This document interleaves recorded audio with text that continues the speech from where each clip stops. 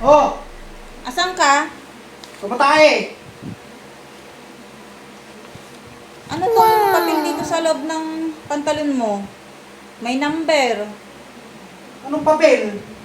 Anong May number? number na nakasulat na 348.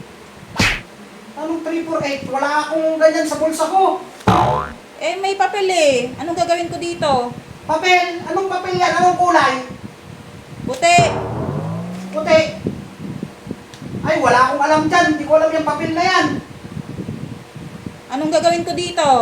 Tapon mo na, punitin mo, sunugin mo, bahala ka sa buhay mo. Sigurado ka, hindi mo gagamitin? Hindi ko gagamitin yan.